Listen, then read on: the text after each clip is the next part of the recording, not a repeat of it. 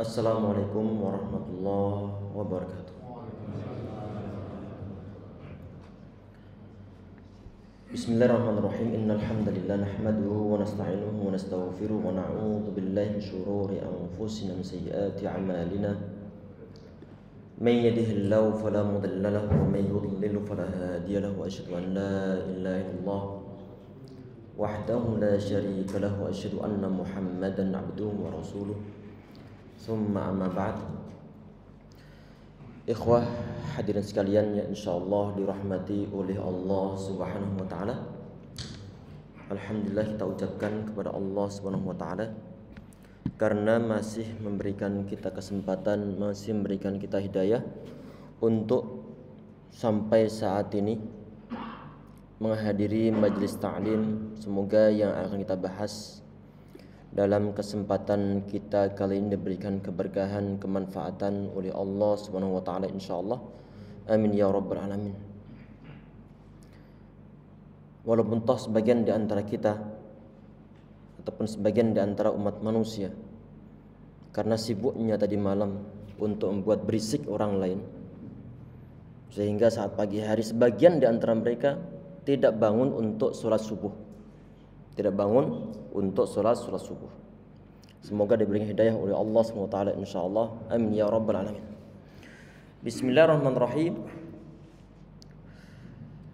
Yang kita bahas untuk pertemuan kita pagi ini adalah surat ataupun tafsir ataupun ta'ammul ataupun tadabbur dari surat Al-Adiyat insyaallah. Kita baca kemudian antum ikutin.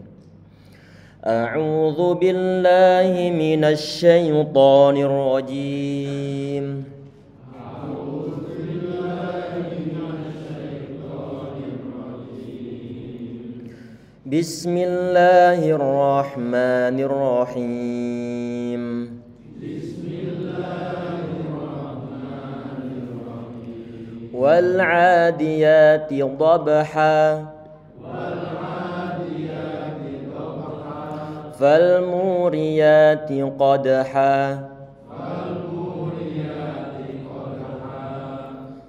فالمغيرات صبحا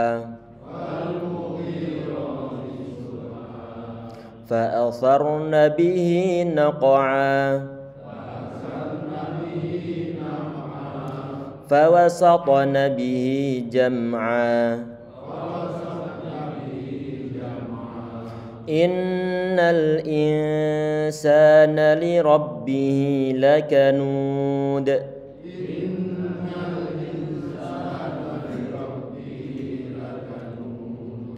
Wa innahu ala dzalika lasyahid.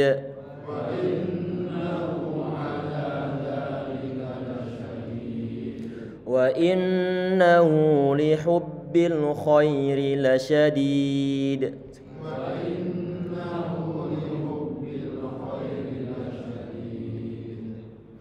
Afala ya'lamu idza bu'thira ma fil qubur.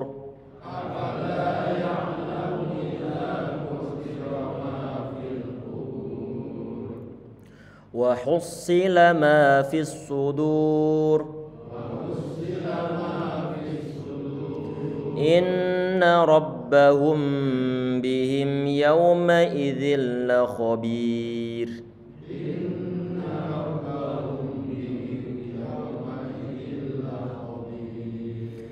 Bismillahirrahmanirrahim. Ini surat Al-Adiyat.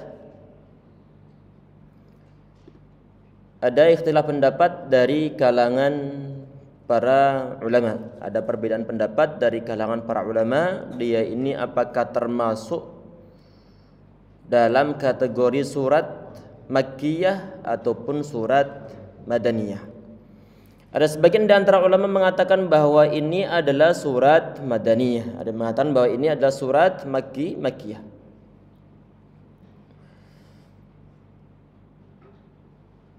Ini berada di surat ataupun di juz yang ke-30 dan termasuk surat yang pendek-pendek karena hanya 11 surat, 11 ayat Jazakumullah khairan, 11 ayat. Dan dia ini letaknya di urutan yang ke-100 dalam urutan Al-Qur'an. Sebelumnya surat Zalzalah, kemudian setelahnya yang telah kita bahas adalah surat Al-Qari'ah. Saat misalnya ditanya, ini alasannya kenapa kok disebut sebagai surat Al-Adiyat? Karena jelas diawali di sana ada perkataan Al-Adiyat.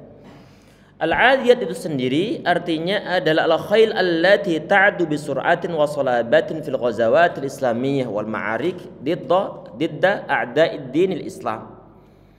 Disebut sebagai Al-Adiyat, artinya Al-Adiyat itu adalah kuda-kuda yang berlari dengan kencang, dengan kuat dalam peperang-perangan Islam untuk melawan musuh-musuh Allah Subhanahu wa ta'ala.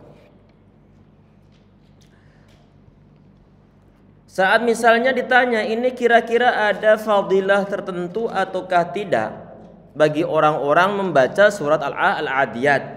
Tentunya kalau misalnya seperti surat Al-Kahfi jelas ada fadilah tertentu, di samping menyangkut masalah setiap huruf yang ada dalam Al-Quran dan dibaca itu nanti ada 10 kebaikan. Di samping itu ada fadilah tersendiri. Termasuk juga surat Al-Ikhlas ada fadilah tersendiri. Bahkan ta'dilu sulusul Al-Quran, menyamai sepertiga Al-Quran. Pertanyaannya untuk surat Al-Adiyat, apakah ada fadilah tersendiri ataukah tidak? Memang ada hadis-hadis Nabi Muhammad SAW tentang masalah fadilah membaca surat Al-Adiyat. Cuman hadis-hadisnya adalah hadis-hadis yang dhaif. Di antaranya adalah Nabi Muhammad beliau mengatakan dalam ini hadis-hadis yang lama. Beliau mengatakan man qara'a u'tiya min al-ajri man qara'aha u'tiya min al-ajri 10 hasanatin bi'addi man ya'ti bil Muzdalifah ataupun ya'til Muzdalifah. Ini orang membaca surah Adiyat, maka nanti dia diberikan suatu pahala 10 pahala sebagaimana bilangan orang yang mendatangi Muzdalifah. Muzdalifah bukan nama orang, tapi Muzdalifah yang digunakan di saat lagi Masy'aril Haram, yang di saat lagi haji. Itu di antara fadilah yang termasuk juga ada di antara hadis Nabi Muhammad SAW. Tapi ini hadisnya hadis yang mursal juga di sini. Al-Imam Al-Hasan Basri rahimahullah beliau mengatakan Al-Adiyatu ta'dilu nisfal Qur'an. Jadi Al-Adiyat itu menyamai setengahnya Al-Qur'an, berarti menyamai 15 juz. Tapi tadi itu ini hadisnya adalah hadis-hadis yang lemah. Ini untuk sebab nuzulnya bagaimana? Ada beberapa hadis yang menyangkut masalah asbabun nuzul dari surat ini ataupun sebab-sebab diturunkan surat ini. Yang sahih adalah yang diriwayatkan oleh Ikrimah rahimahullah dari sahabat Ibnu Abbas radhiyallahu anhu. Nabi Muhammad SAW suatu saat beliau mengirim khailan, ini mengirim serombongan pasukan berkuda ini ataupun seekor kuda, fa azhabat syahran lam ya'ti minna khabar. Kemudian hilang selama 1 bulan dan tidak ada berita. Kemudian Allah SWT menurunkan ayat-ayat ini, nanti menyangkut masalah lari kuda yang cukup kencang. Sebagian di antara isinya nanti insyaallah akan kita bahas. Langsung kita bahas ayat yang pertama dalam surat ini. Wal 'adiyati dhabha, demi kuda perang yang berlari kencang. Dhabha dalam keadaan terengah-engah. Di dalam surat ini ataupun permulaan ayat ini dan juga kemarin yang kita bahas tentang wal qari'ah, termasuk wad duha, termasuk wad tini, termasuk wasyamsi wal laili wan nazi'ati, dan juga sebagian ayat dalam Al-Qur'an diawali oleh Allah Subhanahu wa taala menggunakan sumpah. Ada perkataan terjemahannya di sini wal 'adiyati, demi kuda perang yang berlari sangat-sangat kencang. Allah Subhanahu wa taala bersumpah menggunakan sesuatu yang Dia kehendaki, bima syaa. Terserah Allah Subhanahu wa taala. Termasuk menggunakan nama makhluknya digunakan untuk bersumpah. Tetapi untuk umat manusia, untuk umat Islam tidak diperbolehkan bersumpah kecuali menggunakan nama Allah ataupun sifat-sifat Allah Subhanahu wa taala. Ada suatu hadis yang sahih terdapat dalam riwayat Muslim Nabi Muhammad beliau mengatakan, "Alla man kana halifan fala yahlif illa billah." Ingatlah, barang siapa yang bersumpah maka janganlah dia bersumpah kecuali menggunakan nama Allah Subhanahu wa taala. Orang-orang Quraisy zaman-zaman dahulu mereka bersumpah menggunakan nama ayah ibu mereka. Kemudian beliau mengatakan, "La tahlifu bi abaikum," kata Nabi Muhammad sallallahu. Kalian janganlah bersumpah menggunakan nama bapak-bapak kalian. Di sebagian hadis yang lainnya Nabi Muhammad SAW beliau mengatakan, "Man kana halifan," barang siapa bersumpah, "falyahlib billahi aw liyasmut," maka hendaklah dia bersumpah menggunakan nama Allah ataupun dia diam saja. Artinya lebih baik enggak bersumpah kalau menggunakan nama selain Allah Subhanahu wa taala. Karena nama Allah Subhanahu wa taala sangat agung. Sangat agung. Dan tentunya orang-orang yang bersumpah itu biasanya dia bersumpah menggunakan nama suatu karena dia menghormati nama tersebut sehingga dia gunakan sebagai suatu sumpah. Dia agungkan nama tersebut. Pengagungan semacam ini tidak diperbolehkan kecuali digunakan terhadap Allah Subhanahu wa taala. Ini sebagian di antara ulama mereka mengatakan bersumpah menggunakan nama selain Allah SWT hanya sekedar makruh. Tetapi ini oleh Al-Imam Ibnu Qayyim Al-Jauziyah rahimahullah, beliau mengatakan bahwa orang waqad qassara ma syaa ay yaqsura man qala inna dzalika makruh. Kata beliau, sungguh sangat sembrono sebagian di antara orang yang mengatakan bahwa bersumpah menggunakan nama selain Allah SWT hanya sekedar makruh. Ini sembrono, kata Al-Imam Ibnu Qayyim Al-Jauziyah. Karena kata beliau, bagaimana hujahnya ataupun alasannya? Alasannya Muhammad SAW beliau mengatakan, "Man halifa bi ghairillahi faqad asyrak." Barang siapa yang bersumpah bi ghairillahi dengan menggunakan nama Allah Subhanahu wa taala, faqad asyrak, maka dia telah berbuat syirik. Ini hadisnya hadis yang sahih. Nabi Muhammad beliau mengatakan syirik. Kemudian sebagian di antara orang mengatakan bahwa hukumnya adalah makruh. Ini oleh karena itu lebih baik dihindari. Walaupun toh syiriknya tidak sebagaimana syirik besar, tapi setidaknya ini termasuk atas Imam Qayyim Al-Jauziyah rahimahullah, ini termasuk di antara dosa besar. Walaupun toh tidak sampai mengeluarkan seorang dari Islam. Sehingga perlu untuk kita hindari.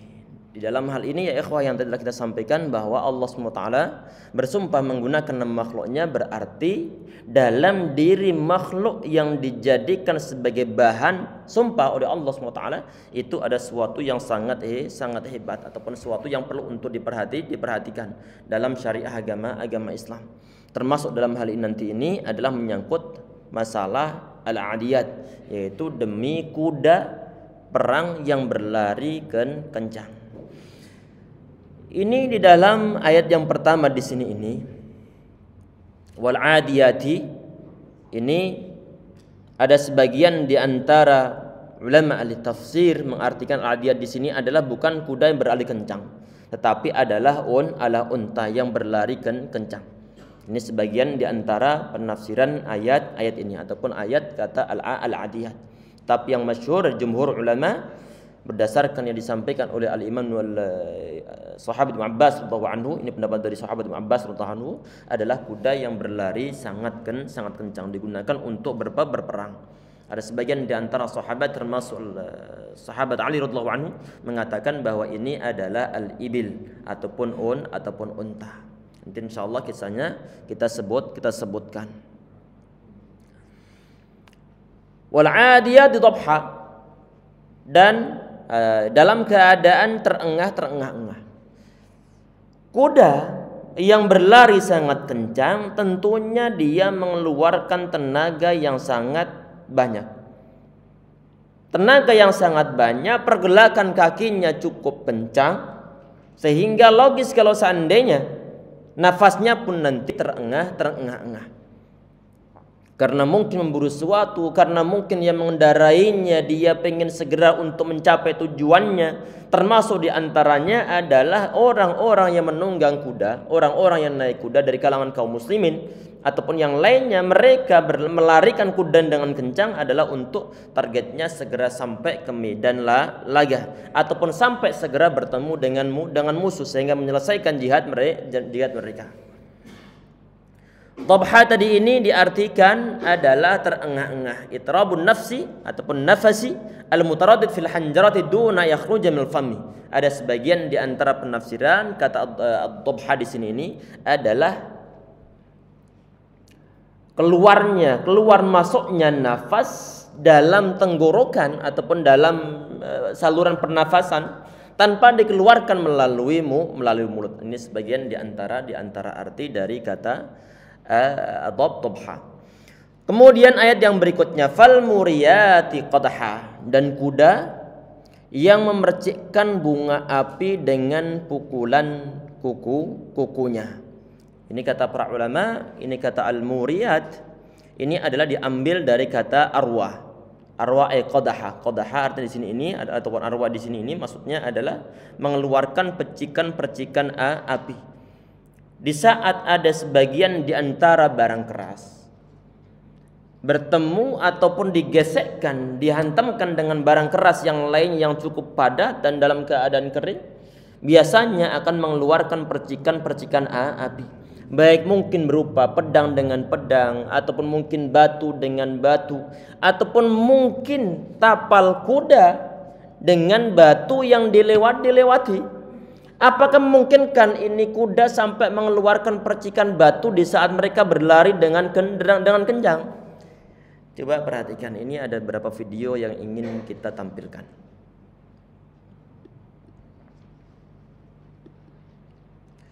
Kita perhatikan, kita potong ini dari atas ataupun dari tengahnya. Dari atas kita perhatikan itu yang di bawah tapal kudanya ataupun di bawah kaki kuda di saat mereka berlari dengan kencang, kadang-kadang mengeluarkan percikan-percikan api. Kelihatan di situ? Coba sekali lagi kita perhatikan. Itu keluar percikan-percikan api. Ini sangat kelihatan di saat bawahnya nanti dia dalam kondisi gelap dan di bagian sekitar sini tidak terlalu terang. Ini sangat kelihatan walaupun toh tidak selalu dalam keadaan semacam ini. Ataupun kita perhatikan video yang kedua ini.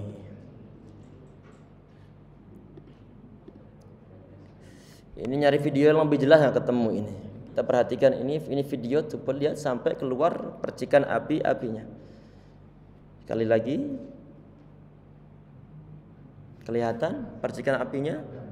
Nah, sekarang perhatikan tadi kita sampaikan bahwa ini kata al-muriyat itu adalah diambil dari kata arwah. Al-muriyat diambil dari kata arwah. Sehingga kalau orang Arab itu ada istilah hajarul marwi. Hajarul marwi, batu marwi. Batu marwi itu apa? Ini adalah batu titikan. Tahu batu titikan? Ini kalau kita dulu pernah dengar kisah-kisah pendekar di radio. Di radio sandiwara radio ada istilah batu titik-titikan. Ini batu yang diadukan dengan batu yang lainnya sehingga nanti mengeluarkan percikan-percikan api. Sebelum ada korek, sebelum ada mungkin untuk pemantik api yang lainnya, zaman-zaman dahulu bisa menggunakan kayu diadu dengan kayu ataupun batu diadu dengan batu, walaupun toh tidak sembarang batu. Kita perhatikan ini orang Arab menyebut di antara istilah batu titikan ini adalah hajarul marwi. Hajarul marwi. Satu akar kata dengan kata muriyat, ada mimnya, ada wawunya, ada ra-nya, ada ya-nya. Ini marwi pun sama. Coba sekarang perhatikan ini.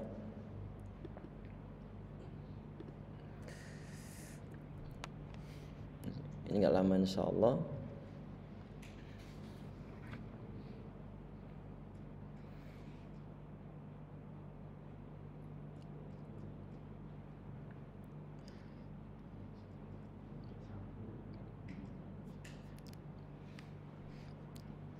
Nanti biasanya tuh perhatikan sampai keluar kobaran apinya.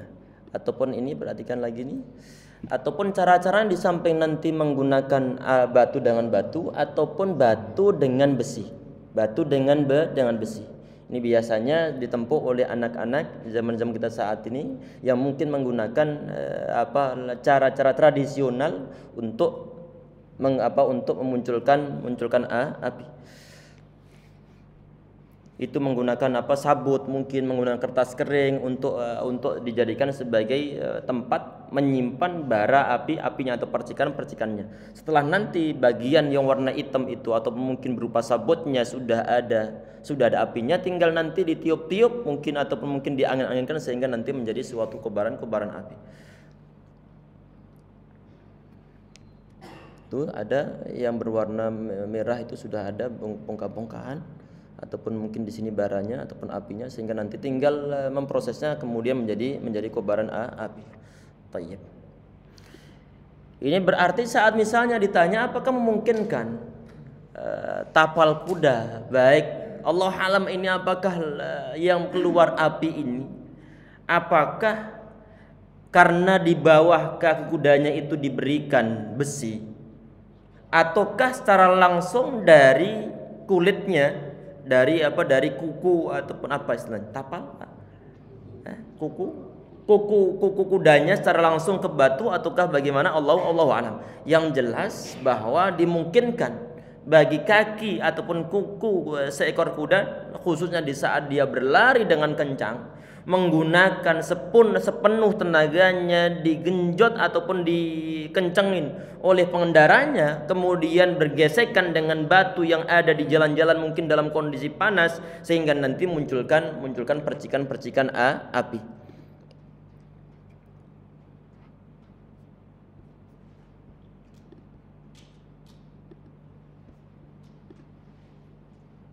Masya Allah. Tadi kelupaan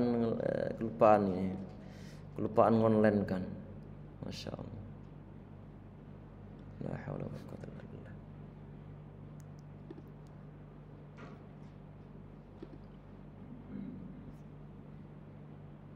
Qadarullah syafa.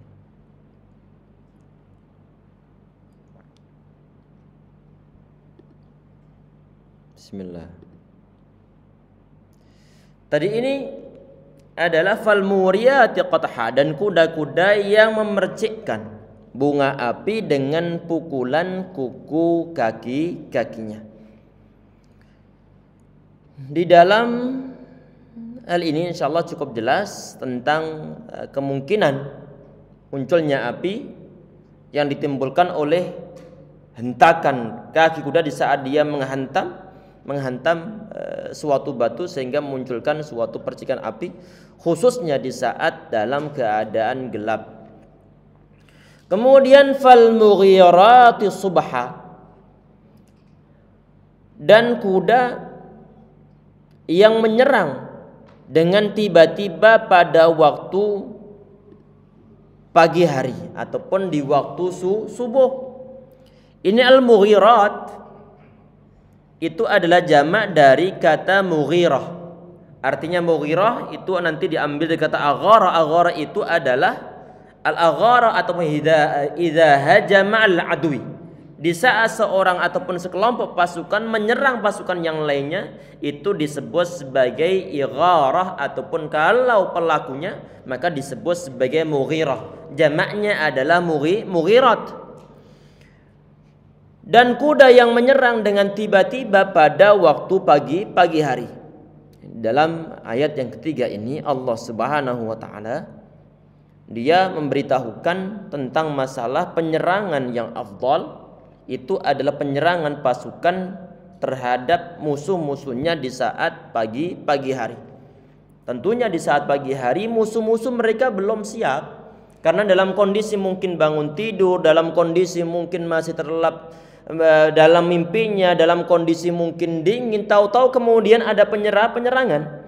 Di saat ada penyerangan dan mereka tidak dalam kondisi siap, mereka dalam kondisi bangun tidur ataupun terpaksa mendengar suara serangan, sehingga nanti posisi mereka adalah posisi yang lemah. Beda kalau misalnya nyerangnya itu adalah mungkin siang hari ataupun mungkin di saat sore hari, orang-orang dalam kondisi bangun, ataupun sebagian di antara mereka kalau masa-masanya adalah masa-masa perangan, tentunya mereka telah siap sedia. Beda dengan pagi hari, kondisi pasukan walaupun toh ada sebagian di antara mereka menjaga piket ronda, tetapi kan rata-rata mereka nggak ronda, rata-rata mereka tidur menghimpun tenaga. Yang ronda hanya beberapa orang saja. Kalau tahu-tahu kemudian ada serangan di pagi hari tersebut, maka tentunya itu menimbulkan suatu kekalahan yang mungkin sangat fatal. Ini fal mughirati subha, demi kuda yang menyerang dengan tiba-tiba pada waktu pagi hari. Mungkin istilahnya serangan fajar. Dulu di tahun 81 kabarnya, 81, 82 ada film sejarah, walaupun toh dicampur dengan fiksi, walaupun toh dicampur dengan mungkin dengan politik untuk mendukung salah satu di antara tokoh. Tetapi kemungkinan Allahu a'lam istilah serangan fajar terinspirasi dari ayat ini. Allahu a'lam. Kemudian digunakan lagi, bergeser saat sudah enggak zaman-zaman perangan, bergeser ke arah masa-masa kampanye, masa-masa pencoblosan. Ada serangan fajar. Enggak boleh untuk diterima, termasuk diantara bentuk sogokan. Ini fal mughirati subha, dan kuda yang menyerang dengan tiba-tiba pada waktu pagi hari. Kemudian tentunya Nabi Muhammad SAW di sebagian riwayat beliau, ini terdapat dalam hadis riwayat Al-Bukhari, diceritakan di sana, wa kan Nabi sallallahu alaihi wasallam la yughiru ala qaumin fil lail. Nabi Muhammad SAW beliau tidak menyerang kaum di saat malam hari, karena resiko cukup berat, resiko cukup besar. Belum ada penerangan, enggak ada penerangan. Dan tidak ada suatu kode yang bisa digunakan untuk menghindarkan dari serangan teman sendiri. Maksudnya menyerang orang lain, menyerang musuh-musuhnya.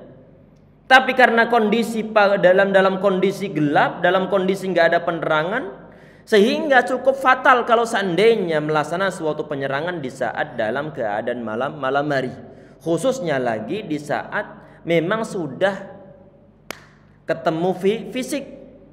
Bukan dari jarak jauh. Kalau jarak jauh mungkin masih lumayan. Di sini adalah teman-teman kita sendiri, sedangkan di sana adalah musuh-musuhnya. Kemudian lempar-lemparan menggunakan anak panah ataupun tembak-tembakan dari jarak jauh. Malam hari mungkin masih mendingan resiko-resikonya. Tetapi di saat bertemu dengan fisik bertemu fisik, perangan menggunakan tombak, menggunakan pedang, menggunakan keris, menggunakan senjata-senjata yang lainnya, maka cukup fatal kalau seandainya sampai nanti perang dalam keadaan ataupun di saat malam hari.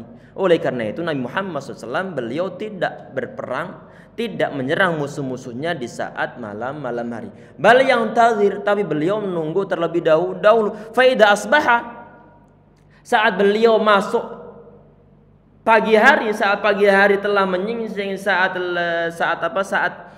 fajar telah menyingsing, sudah mulai kelihatan sedikit penerangan. Insami azanan kaffa, di saat beliau mendengar suara azan di suatu kaum tersebut, beliau tidak jadi menyerang. Kenapa? Karena menandakan bahwa daerah tersebut itu adalah daerah orang-orang Islam. Wa illa aghara, kalau nanti kok enggak ada seruan-seruan azan, baru kemudian beliau menyerang. Ada sebagian di antara riwayat di saat beliau mau menyerang, beliau mendengar suara azan, Allahu Akbar dikumandangkan oleh seorang. Saat orang ini mengatakan Allahu Akbar, Nabi Muhammad beliau mengatakan alal fitrah, orang ini berada di atas fitrah, berada di atas fitrah, di atas kesucian. Tsumma qala asyhadu an la ilaha illallah wa asyhadu anna Muhammadur Rasulullah, atau asyhadu an la ilaha illallah. Ada suara azan, asyhadu anna Muhammadur Rasulullah. Nabi Muhammad SAW beliau mengatakan kharajta minan nar, Di saat muadzin dia mengatakan la ilaha illallah, aku bersaksi bahwa tidak Tuhan yang patut untuk disembah kecuali Allah Subhanahu wa taala, Nabi Muhammad beliau mengatakan qad kharajta ataupun kharaj minar, ente telah keluar dari api neraka, sampai azan yang terakhir.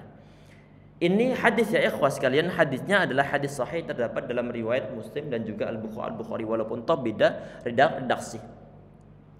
Hadis ini dijadikan oleh sebagian di antara ulama untuk mengatakan bahwa menjawab azan itu tidaklah wajib. Menjawab azan itu tidaklah wajib, dan ini adalah pendapat dari mayoritas para ulama, mengatakan bahwa menjawab azan itu tidak wajib, hanya sekedar sunnah. Dalilnya apa? Dalilnya tadi yang hadis yang telah kita sampaikan. Ada orang azan, Allahu Akbar, Nabi Muhammad beliau mengatakan al-fitrah. Nabi Muhammad beliau tidak mengatakan sebagaimana yang dikatakan oleh muadzinnya.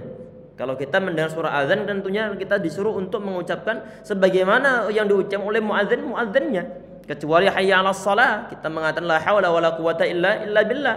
Tapi Nabi Muhammad beliau tidak menjawab azan, tapi beliau mengatakan perkataan yang lainnya.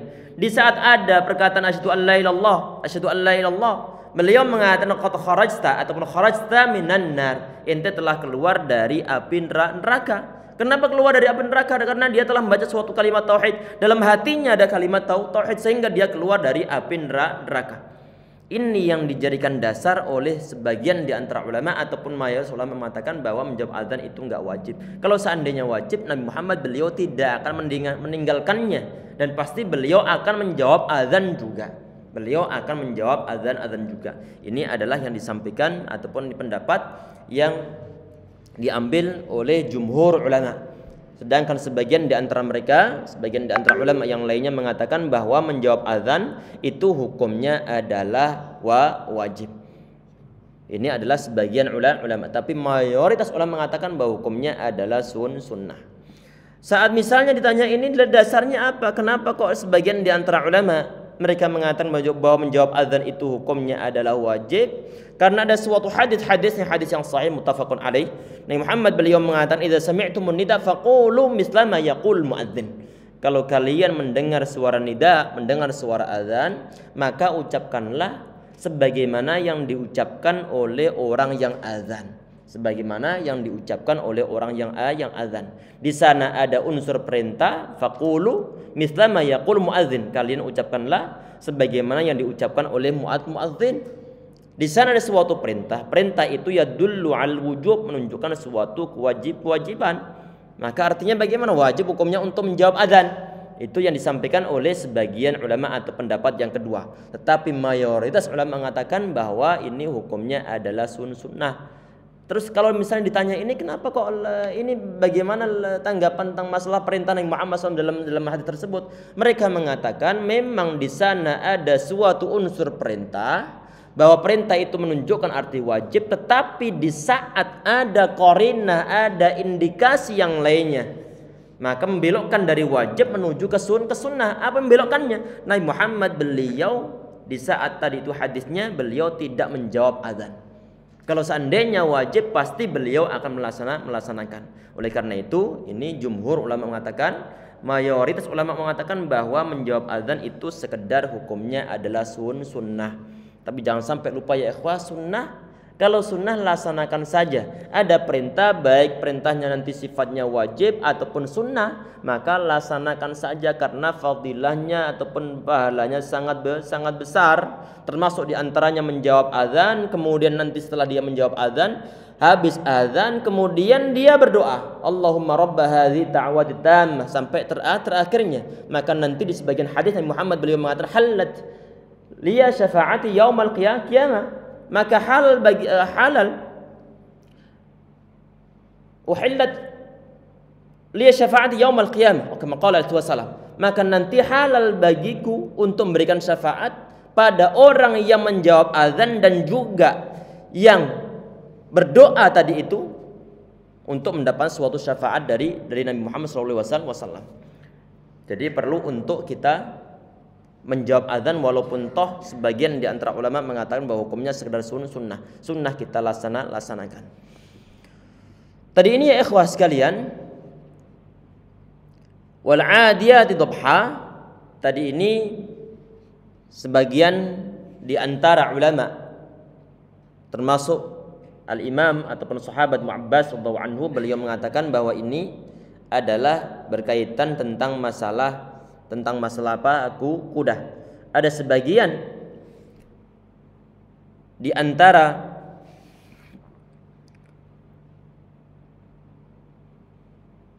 ahli tafsir ataupun para sahabat mengatakan bahwa ini adalah unta, termasuk di antaranya adalah sahabat Ali radhiyallahu anhu. Kemudian ayat berikutnya, ayat yang keempat, fa'atharna bihi naq'a, sehingga menerbangkan debu. Seekor kuda yang dipacu dengan kencang dan dia menggunakan tekanan dari tekanan dari berat tubuhnya disertai dengan kencangnya lari dia.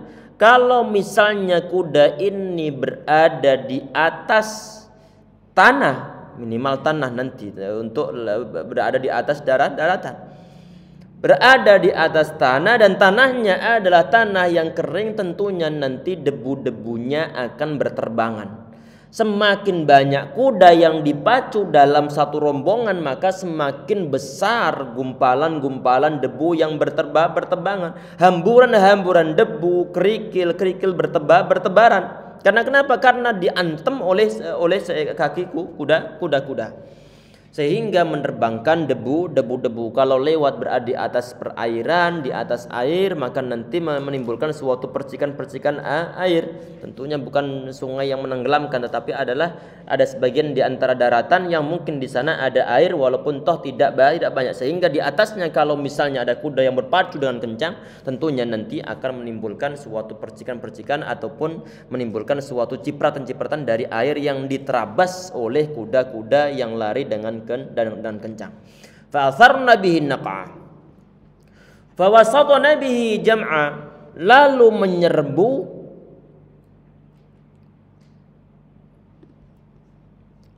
menyerbu ke tengah-tengah kumpulan-kumpulan musuh, musuh. Tentunya ghayah ataupun tujuan dalam pasukan muslim, pasukan Islam di saat mereka memacu kudanya, tujuannya di dalam medan pertempuran adalah untuk sampai ke tengah-tengah musuh, karena mereka bertujuan untuk mendapatkan suatu mati syahid ataupun mendakwahkan agama Allah Subhanahu wa taala di segala zaman, termasuk di zaman Nabi Muhammad SAW. Tidak peduli apakah nanti mereka setelah berperang mereka mendapatkan suatu kemenangan, apakah mereka tidak menang, apakah sebagian di antara mereka nanti mati syahid, ataukah sebagian di antara mereka masih hidup segar dengan bugar, nggak jadi masalah. Tetapi di saat pasukan dia telah berani sampai ke medan pertempuran, sampai ke tengah-tengah musuh, itu menandakan bahwa kekuatan dia cukup mumpuni, bahwa keberanian dia cukup dimiliki. Sebagian hadis Nabi Muhammad SAW, beliau mengatakan min khairi ma'asyir nasi lahum, sebaik-baik kehidupan manusia adalah seorang rajulun mumsikun inana farasi fisabilillah, adalah orang yang megang kendali kekang kudanya untuk bergegas ataupun bertempur di jalan Allah Subhanahu wa taala. Yatiru ala matni kullama sami'a hay'ah aw faza'a tara alaih, setiap dia mendengar suara musuh ataupun suatu hal yang menakutkan ataupun mengerikan, dia langsung bergegas menuju ke tempat tersebut, berharap di sana ada suatu hal yang membuat dia bisa mati syahid, atau wal mauta ma dhannahu, atau kama qala alaihi salatu wasallam. Kemudian ayat yang berikutnya, innal insana li rabbih lakanut, sungguh manusia itu sangat ingkar tidak bersyukur kepada Tuhan-Tuhannya. Ini potongan dari ayat ataupun dari surah Al-Adiyat. Di ayat yang ke-6 ini membahas masalah lain. Di samping tadi menyangkut masalah pacuan kuda, menyangkut masalah kuda, yang di dalam saat ini ataupun di ayat yang ke-6 ini membahas masalah di antara sifat negatif yang dimiliki oleh sebagian di antara umat manusia. Kata Allah SWT, innal insana lirabbil lakanut, sungguhnya umat manusia ataupun sungguhnya manusia itu sangat ingkar, tidak bersyukur kepada Tuhannya. Ini sahabat Abbas, termasuk Mujahid, termasuk Qatadah, termasuk Ar-Rabi'. Kata kanut di sini artinya adalah lakafurun juhudin ataupun lakafurun juhudun li ni'amillahi ta'ala, yaitu kufur ataupun mengingkari suatu kenikmatan yang telah diberikan oleh Allah Subhanahu wa taala. Imam Hasan Al-Basri rahimahullah beliau mengatakan bahwa al-qanud di sini ini adalah alladzi ya'uddul masaiba wa yansan ni'am atau yansan na'am atau yansan ni'am. Ini adalah al-qanud itu adalah orang yang dia setiap ada hal yang tidak mengenakan, ada suatu musibah, dia itu terus-terus menghitungnya. Dia terus-terus mengingatnya sekecil apapun juga. Dia selalu ngeluh dalam kehidupannya, seakan-akan bahwa segala yang dia lewati dalam kehidupan dia sehari-hari itu adalah berisi penderitaan demi penderitaan. Dia ingat musibah-musibah, tetapi di saat banyak mendapatkan suatu nikmat Allah Subhanahu wa taala, dia lupa sama sekali. Ingat tentang masalah musibah yang menimpanya cuman di saat mendapatkan suatu nikmat banyak dari Allah Subhanahu wa taala. Yang dia rasakan saat itu semua adalah nikmat dari Allah Subhanahu wa taala, masalah kesehatannya, masalah anak cucunya, masalah harta bendanya, masalah penglihatannya, masalah nafasnya, masalah kenyamanan dalam hidupnya, segala hal yang dia miliki, segala hal yang dia nikmati, dia cepat lupa. Orang-orang semacam ini termasuk laganut, termasuk orang-orang yang ingkar. Termasuk orang-orang ingkar. Dia hanya merasa bahwa dia adalah orang yang paling menderita sedunia. Orang yang paling sengsara sedunia. Hidupnya dipenuhi dengan kesengsaraan. Padahal kalau kita melihat ataupun dia melihat orang-orang yang berada di bawahnya, tentunya banyak orang-orang yang lebih menderita dari dia. Berhubung telah terbutakan dengan masalah ingkar ini, maka yang diingat dia adalah masalah musibahnya saja, ketidakenakannya saja, sedangkan rezeki, sedangkan kesehatan yang dia miliki tidak dia syukuri sama sekali. Jadi ini alladzi ya'uddul masaiba wa yansan ni'am, yang menghitung-hitung, yang ingat-ingat masalah musibah-musibah, sedangkan dia lupa kepada nikmat-nikmat yang Allah Subhanahu wa taala berikan. Tadi ini ya ikhwah sekalian, ini adalah arti kata lakanut. Ada sebagian di antara ulama mengartikan lakanut di sini ini adalah alladzi yunfiqu ni'amallahi subhanahu wa ta'ala fi ma'asillah, yaitu orang-orang yang menafkahkan ataupun yang membelanjakan nikmat-nikmat dari Allah Subhanahu wa taala disalurkan untuk hal-hal maksiat, maksiat. Apa di antaranya tadi malam itu? Di antara tadi malam, uang dibelikan, petasan, kembang api digunakan untuk mengganggu orang di saat orang-orang terletih tidurnya, mengganggu orang ibadah, mengganggu orang istirahat. Padahal ada sebagian di antara mungkin keluarga, ada sebagian di antara mungkin tetangga dalam kondisi sakit yang berhari-hari dia tidak bisa tidur. Bisa tidur di saat kebetulan mungkin malam-malam hari itu. Baru tidur terlelap, tahu-tahu kemudian suara serentak petasan-petasan dibunyikan oleh generasi Islam. Kalau dibunyikan oleh orang non muslim mungkin kita masih logis, masih mikir secara masih bisa menerima. Karena kenapa? Karena itu perayaan tahun baru tanggal 25 Desember, tanggal 1 Januari, tanggal 7 Januari. Ini adalah berkaitan erat dengan kelahiran Tuhan mereka. Berkaitan erat dengan kepercayaan agama Romawi kuno tentang masa tanggal-tanggal tersebut. Ada sebagian di antara generasi Islam yang jelas akidahnya berbeda dengan mereka, yang mengatakan lam yalid wa lam yulad, Allah tidak beranak dan tidak diperanakkan. Mereka hingar-bingar ikut memperingatinya, mengganggu orang lain yang nanti akan diminta tanggung jawab oleh Allah Subhanahu wa taala karena mengganggu orang lain. Mengganggu orang lain. Ini identitas keislamannya, ini yang perlu bermasalah ini. Bermasalah. Semoga di antara kita tadi malam enggak ada yang ikut-ikutan. Insyaallah. Insyaallah. Kalau kita perhatikan dari segi mengganggu orang lainnya termasuk suatu perbuatan maksiat. Waktunya istirahat kok. Kadang-kadang sampai di sebagian tahun sampai nyambung sampai subuh. Sampai azan masih ada suara petasan juga. Ngagetkan orang yang beribadah kepada Allah Subhanahu wa taala. Totalannya nanti kalkulasinya nanti pada akhir di saat hari kiamat. Bukanlah sesuatu yang gratis. Bukanlah sesuatu yang gratis. Mengganggu orang lain, menzalimi orang lain. Harta yang digunakan untuk membeli sesuatu ini dan disalurkan untuk perbuatan suatu maksiat ini termasuk model-model lakanut. Karena sebagian di antara arti dari kata al-kanut itu adalah alladzi yunfiqu bi ni'amallahi subhanahu wa ta'ala fi ma'asillah, yaitu yang menginfakkan, menyalurkan harta benda ataupun kenikmatan yang Allah subhanahu wa ta'ala berikan untuk bermaksiat kepada Allah subhanahu wa ta'ala. Kalau seandainya tadi malam kok ada yang membelikan anak-anaknya, semoga tahun depan tidak terjadi lagi insyaallah. Amin ya rabbal alamin. Perlu diberikan suatu pemahaman. Tahun baru adalah hal yang biasa. Hanya pergantian dari tanggal 31 Desember berganti ke tanggal 1 Januari. Tidak ada yang istimewa sama sekali. Hari yang istimewa ataupun tanggal yang istimewa atau waktu istimewa adalah waktu yang kita gunakan untuk taat kepada Allah Subhanahu wa taala, bukan malah mengganggu orang lain dianggap sebagai suatu hal yang istimewa. Semoga kita semua diberikan hidayah oleh Allah Subhanahu wa taala insyaallah, amin ya rabbal alamin.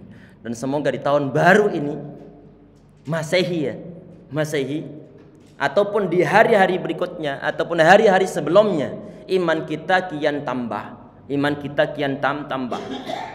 kita terupgrade, bukan kita hanya ataupun sebagian di antara orang peringati masalah tahun baru sedangkan enggak ada perubahan. Yang sebelumnya enggak jamaah tetap enggak jamaah. Yang sebelumnya nggak ngaji tetap nggak ngaji. Ini khawatir nanti termasuk ataupun nggak ngaji. Ataupun sebagian di antara mereka di saat orang sholat dia nggak mau sholat, kemudian malah digunakan harta bendanya digunakan untuk hal-hal yang berbuat suatu kemaksiatan. Maka semacam ini nanti ini termasuk innal insan lirabbil lakanut. Sesungguhnya umat manusia kepada Tuhan mereka, kepada Tuhannya lakanut adalah kufur nikmat ataupun tidak bersyukur kepada Tuhannya. Jadi umat manusia, sebagian di antara umat manusia mereka lupa kepada nikmat dari Allah Subhanahu wa taala. Kemudian di poin berikutnya wa innahu ala dzalika lasyahid. Dan sesungguhnya dia menyaksikan, mengakui keingkarannya. Ini ada sebagian di antara ulama, ini kan ada kata-kata innahu ala dzalika lasyahid, ada kata-kata innahu, sungguhnya dia. Ada sebagian di antara ulama mengembalikan kata dia ini kepada Allah. Artinya bahwa Allah Subhanahu wa taala menyaksikan keingkaran orang tadi itu. Kalau disaksikan oleh Allah Subhanahu wa taala baik ataupun buruknya, pasti akan dikalkulasi, akan dihisab oleh Allah Subhanahu wa taala, diminta tanggung jawab oleh Allah Subhanahu wa taala. Apakah si fulan dia termasuk orang-orang yang beramal saleh? Apakah dia si fulan termasuk orang-orang yang beramal taleh? Akan diminta tanggung jawab oleh Allah Subhanahu wa taala nanti saat hari kiamat. Baik orang tersebut dia mengakui keingkarannya ataukah tidak mengakui keingkarannya nanti pada hari kiamat di saat disidang oleh Allah Subhanahu wa taala, tidak akan pengaruh terhadap Allah Subhanahu wa taala karena Allah mengetahuinya. Di samping itu pula bahwa nanti pada hari kiamat segala anggota tubuh kita akan menjadi saksi. Mereka diberikan kemampuan oleh Allah Subhanahu wa taala untuk bicara. Kata Allah Subhanahu wa taala, "Yauma tasyhadu 'alaihim alsinatum wa aydihim wa arjuluhum bima kanu ya'malun." Pada hari ketika lidah, tangan, kaki mereka menjadi saksi terhadap apa yang dahulu mereka kerjakan. Semua hal menjadi saksi. Pakaian yang kita pakai menjadi saksi. Tempat yang kita gunakan untuk berbuat maksiat menjadi saksi. Tempat yang kita gunakan untuk berbuat suatu ketaatan menjadi saksi, memberatkan nanti pada hari kiamat.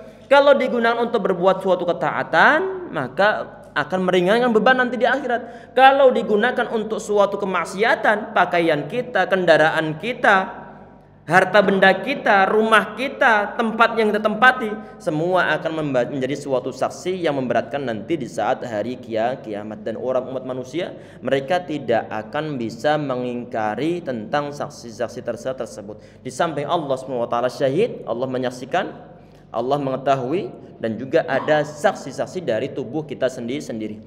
Kemudian di ayat yang ke-8. Wa innahu lihubbil khairi lasyadid. Dan sungguhnya cintanya pada harta benda berlebihan. Ini adalah rata-rata umat manusia. Kita semua cinta harta benda. Cuma nanti membedakan sebagian umat manusia pada umat manusia yang lainnya adalah harta benda ini dia miliki sifatnya hanyalah titipan. Dan tidak di saat dia mencarinya, mengumpulkan duit tersebut, mencarinya, tidak melanggar suatu syariah. Ada batasan-batasannya. Waktu sholat ya sholat, di saat bekerja.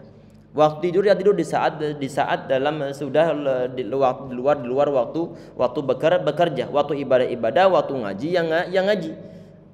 Di saat ada kewajiban untuk mengeluarkan zakat, dia mengeluarkan zakat. Ini orang-orang semacam ini ya ikhwah sekalian, masih logis, masih biasa, masih normal, nggak jadi masalah. Tetapi sebagian di antara umat manusia, mereka itu sudah lupa Allah, lupa kewajiban. Mereka hanya mikir yang penting bekerja, yang penting mendapatkan suatu honor, suatu gaji, tidak peduli apakah halal, apakah haram. Apakah di saat dia bekerja lupa pada kewajiban sholat, kewajiban Allah SWT ataukah tidak?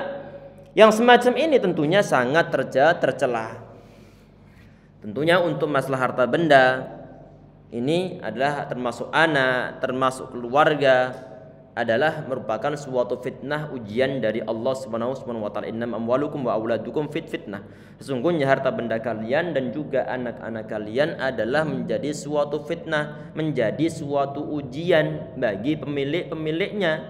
Harta benda yang kita miliki baik banyak ataupun tidak, kalau sampai nanti melalaikan kewajiban kita kepada Allah, kewajiban kita kepada umat manusia yang lainnya, ini adalah sangat berat resikonya, termasuk anak-anak kita.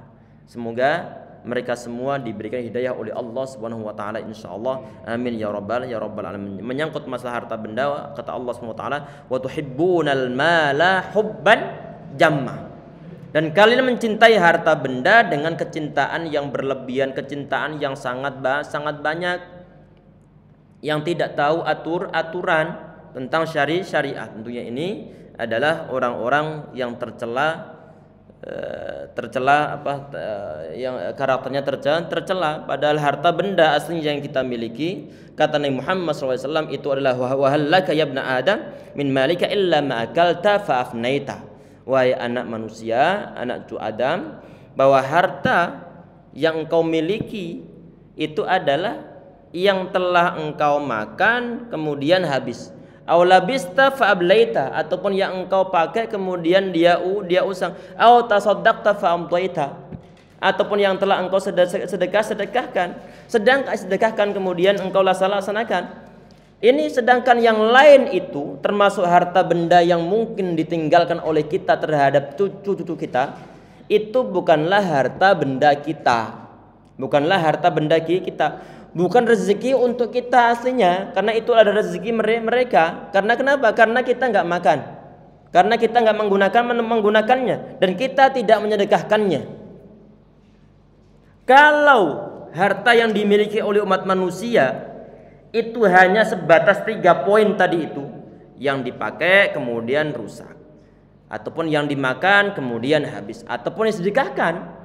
Kenapa mesti kita kok sampai lupa pada Allah Subhanahu wa taala di saat mencari duit? Kenapa mesti takabur, mesti sombong, meremehkan orang lain di saat dia dalam keadaan kaya raya? Kenapa mesti dia berbangga diri di saat mungkin outfit yang dia pakai sampai mungkin juta-jutaan dipamer-pamerkan di media sosial? Pakaian yang dia pakai berapa juta, berapa ratus juta yang dia pakai harganya. Berapa sabuknya, berapa kaos kakinya, berapa sepatunya, berapa tasnya harganya, berapa topinya, berapa jaketnya, berapa harga jaketnya. Sampai puluhan juta dipamer-pamerkan di media sosial. Meremehkan orang lain. Yang semacam ini ya ikhwah sekalian, ini adalah hal-hal yang tercela. Kemudian di poin berikutnya, yang ayat yang ke-9, afala ya'lamu idza bu'thira ma fil qubur. Kita masih berapa ayat? Masih berapa menit? Masih ada waktu. Ini kita selesai sampai akhir ayat, akhir surat insyaallah. Iya insyaallah. Afala ya'lamu idza bu'thira ma fil qubur. Maka tidaklah dia mengetahui, ini ayat yang ke-9, maka tidaklah dia mengetahui apabila apa yang di dalam kubur dikeluarkan.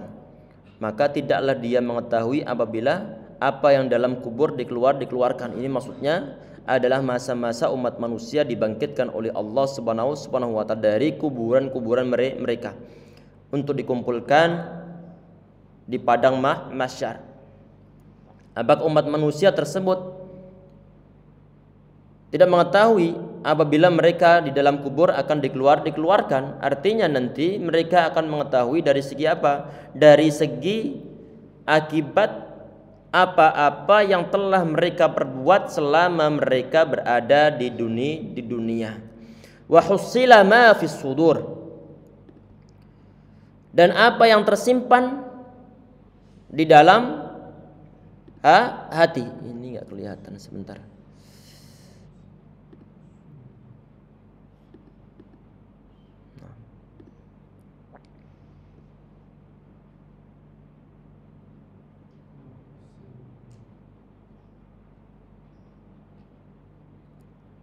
Wa husila ma fis sudur, dan apa yang tersimpan di dalam dada dilahirkan. Artinya enggak ada hal yang bisa dirahasiakan nanti di saat hari kiamat. Di saat umat manusia di padang mahsyar semuanya, di saat umat manusia diproses oleh Allah SWT, tidak ada yang bisa disembunyikan dalam hati umat manusia.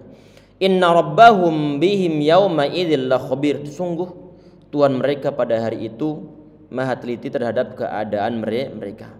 Segala hal akan dipertanggungjawabkan oleh Allah SWT terhadap umat manusia, akan diminta tanggung jawab oleh Allah SWT di atas pundak umat manusia. Segala amal perbuatan baik-baik ataupun buruk akan dihisab semuanya oleh Allah Subhanahu wa taala. Ini mungkin ya ikhwah yang bisa kita bahas secara singkat untuk tadabbur ataupun tafsir dari surat Al-Adiyat yang sebanyak 11 ayat. Sebelum kita tutup, ini sudah di akhir, barangkali ada yang ingin ditanyakan terlebih dahulu, silahkan, barangkali ada.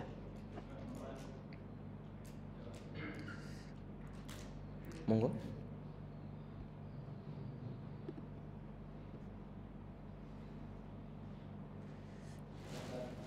Nggih, monggo.